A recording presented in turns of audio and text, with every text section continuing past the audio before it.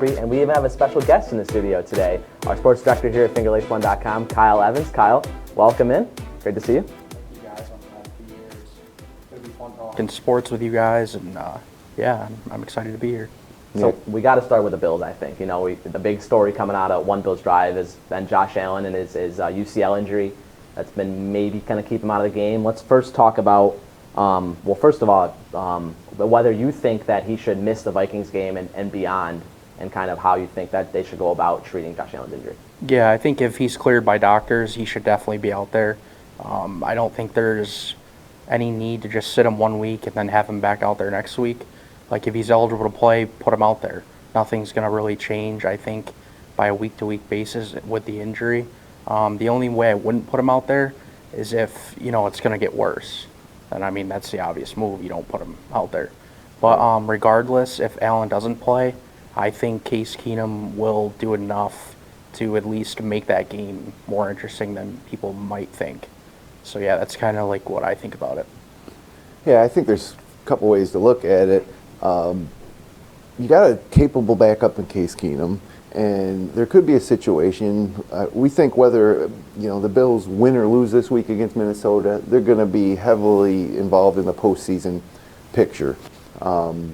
So it could also be an opportunity to get Case Keenum a start, get him some experience. So down the road, when Josh Allen gets hurt in the second quarter of a playoff game and Keenum comes in, he's not coming in completely cold. He's got some game experience, some real, competitive game experience.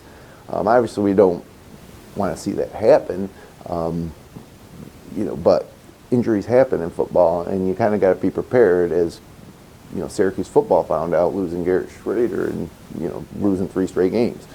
So, but I do agree. He's your marquee player. He's your quarterback, and if he's able to play, he should always play. But if there's any question about that another week could help, I wouldn't feel uncomfortable about putting Case Keenum out there. Right, and Josh Allen is your investment too. You backed up the Brinks truck for him a couple years ago.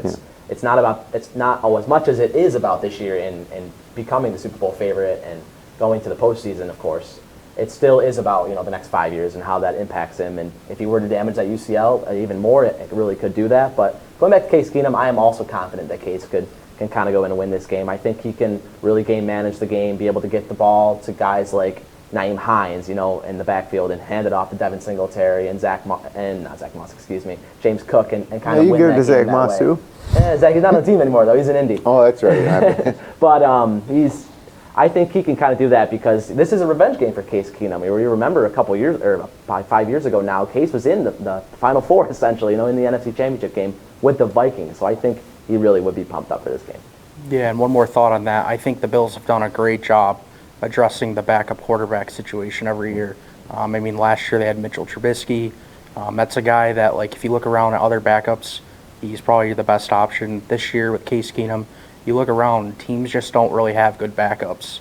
And I think a veteran like Case Keenum is just a really good job by the Bills, to bring in someone like that. And even to help Josh, develop even more. He's got all that experience. He's been around the league.